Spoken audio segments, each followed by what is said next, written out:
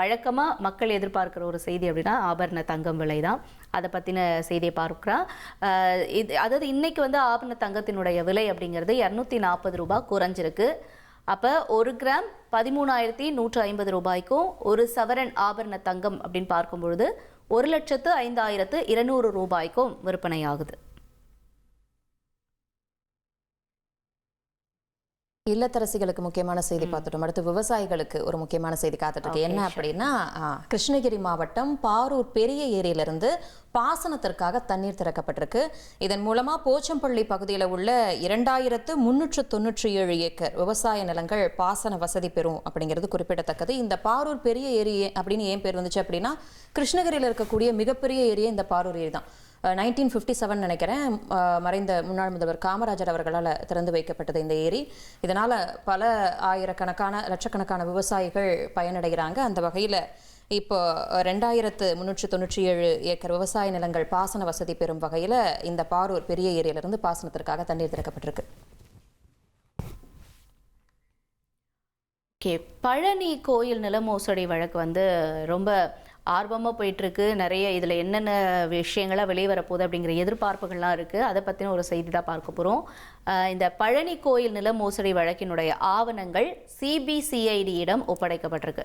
கோயில் நிர்வாகத்தின் கீழே இருந்த 1.40 ஏக்கர் நிலம் சட்டவிரோதமாக விற்கப்பட்டிருக்கக்கூடிய நிலையில் விசாரணையை சிபிசிஐடி கையில் எடுத்திருக்காங்க. அந்த பழனி அடிவாரத்துக்கு கீழே இருந்த 100 கோடி ரூபாய் மதிப்பிலான நிலம் இது கோயில் பராமரிப்பு பணிகள் அந்த மாதிரி விஷயங்களுக்காக மட்டும்தான் பயன்படுத்தணும் அப்படிங்கிறது தான் விதி. ஆனால் அதையும் மீறி இவங்க வித்திருக்காங்க அப்படிங்கிறது தான் குற்றச்சாட்டு. ஆக அது தொடர்பான செய்தியை பார்த்தோம். நாகர்கோயில் சிறை கைதி சபரிவர்மன் மரண வழக்கில் வந்து ஒரு பரபரப்பான தகவல் வெளியாயிருக்கு. என்ன அப்படின்னா, கயிற்றால கை கால்கள் கட்டப்பட்டு சக கைதிகளால் சபரிவர்மன் வந்து அடிச்சு கொல்லப்பட்டது இப்போ அம்பலமாகி இருக்கு. கைதிகளுக்குள்ள ஒரு மோதல் உருவாயிருக்காட்டிருக்கு. ஃபர்ஸ்ட் வாக்குவாதம் ஏற்பட்டு அது கைகலப்பா மாறினதுல சிறை காவலர்களும் சேர்ந்து சபரிவர்மனை தாக்குனது தெரிய வந்திருக்கு.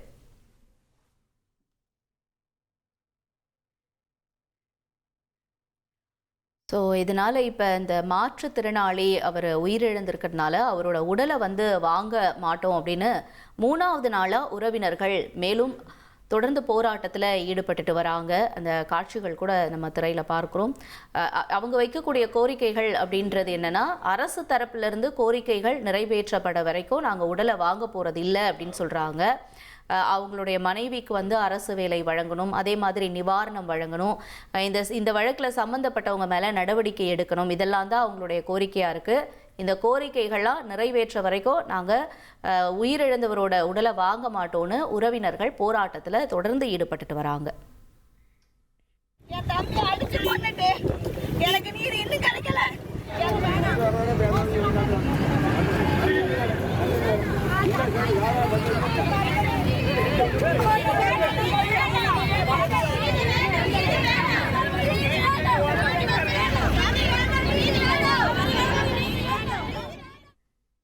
அடுத்த முக்கியமான செய்தி என்ன அப்படின்னா, அஞ்சலி, சென்னை அடுத்த தாம்பரத்தில் குட்கா வழக்கில் சிறையில் அடைக்கப்பட்ட வியாபாரி உடல்நலக் குறைவால் உயிரிழந்திருக்காரு. இதனால சேலையூர் காவல் நிலையத்தை முற்றுகையிட்டிருக்க உறவினர்கள் போராட்டத்தில் ஈடுபட்டதால் அங்கே பரபரப்பான சூழல் நிலவுச்சு. அந்த காட்சிகளை பார்த்துருவோம்.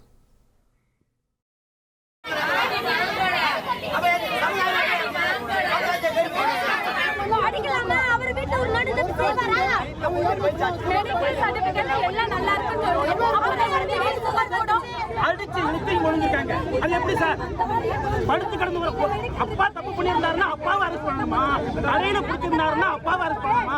பிள்ளைய அரெஸ்ட் பண்ணணுமா? சொல்லுங்க. வீட்டுல எந்த பொருளுமே கிடையாது. பிள்ளைய அப்பா வயசானவர்னு சொல்லிட்டு நான் பிள்ளைய கூட்டு வந்தேன்னு சொல்றேன். எப்படி இது?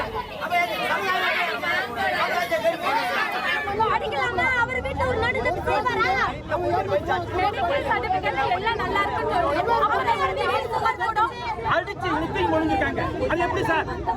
படுத்து கிடந்து அப்பா தப்பு பண்ணியிருந்தாருன்னா. அடுத்த செய்தி என்ன அப்படின்னா, காங்கிரஸ் கட்சியுடைய நாடாளுமன்ற குழு கூட்டம் சோனியா காந்தி அவர்களுடைய தலைமையில் டெல்லியில் நடைபெற்றுட்டு வருது. வரும் திங்கட்கிழமை தொடங்கவிருக்கிற நாடாளுமன்ற மழைக்கால கூட்டத்தொடரில் மத்திய அரசுக்கு எதிராக காங்கிரஸ் கட்சி முன்னெடுக்க வேண்டிய செயல் திட்டங்கள் குறித்து இந்த ஆலோசனை கூட்டத்தில் விவாதிக்கப்பட்டிருக்கு.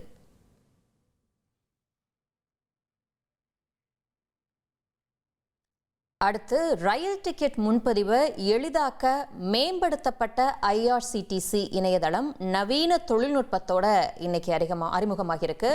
நிமிடத்திற்கு 1.5 லட்சம் டிக்கெட்டுகளை முன்பதிவு செய்யும் வகையில் கிளவுட் முறையில் இந்த தளமானது வடிவமைக்கப்பட்டிருக்கு. இது ரயில் பயணிகளுக்கு ஒரு பயனுள்ள செய்தி. அடுத்த செய்தி என்ன அப்படின்னா, லஞ்சம் மற்றும் வேலை மோசடி புகார்களால சென்னை மாநகராட்சியில் 4 மூத்த அதிகாரிகள் உட்பட 6 பேர் பணியிடை நீக்கம் செய்யப்பட்டிருக்காங்க. முறைகேடு செஞ்ச 4 அதிகாரிகள் மேல குற்றவியல் நடவடிக்கை எடுக்க ஆணையர் அதிரடியா உத்தரவு பிறப்பிச்சிருக்காரு. அடுத்து லஞ்ச புகார்ல கைது செய்யப்பட்ட மாம்பாக்கம் ஊராட்சி மன்ற தலைவரும் தாவேகா முன்னாள் நிர்வாகியுமான வீராசாமி மேல 3 பிரிவுகளில் வழக்கு பதிவானது செய்யப்பட்டிருக்கு.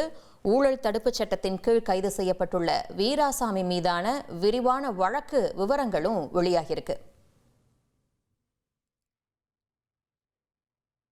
அடுத்து CV சண்முகம் மற்றும் பசுபதி ஆதரவாளர்களுக்கு இடையில ஒரு மோதல் ஏற்பட்டுச்சு. இந்த மோதலால விழுப்புரம் மாவட்டம் அதிமுக நிர்வாகிகள் இப்ப கூண்டோட நீக்கப்பட்டிருக்காங்க. இரு தரப்பினரிடையே ஏற்பட்ட கைகலப்பை தொடர்ந்து மாவட்ட நிர்வாகிகள் எல்லாரும் பொறுப்பிலிருந்து விடுவிக்கப்படுறதா தலைமை அறிவிச்சிருக்கு. அதேபோல எடப்பாடி பழனிசாமி அவர்களுடைய படம் வைக்கிறது தொடர்பா நெல்லை மாநகராட்சி மன்ற கூட்டத்தில் அதிமுக திமுக கவுன்சிலர்களிடையே கடும் வாக்குவாதமானது ஏற்பட்டுச்சு. மாநகராட்சி கூட்டத்தில் ஒரு பரபரப்பான சூழல் நிலவரதால் இந்த வாக்குவாதத்தால துப்பாக்கி ஏந்திய போலீசார் பாதுகாப்பு பணியில் ஈடுபட்டிருக்காங்க.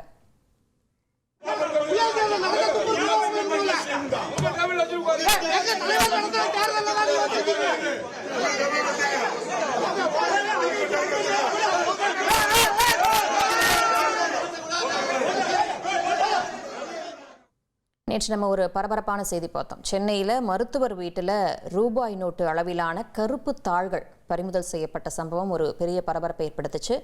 4 பேரை கைது செஞ்ச காவல்துறையினர் கள்ள நோட்டு தயாரிப்பதற்காக கருப்பு தாள்கள் வைக்கப்பட்டிருந்துச்சா அப்படிங்கிற கோணத்தில் விசாரணை செஞ்சுட்டு வராங்க.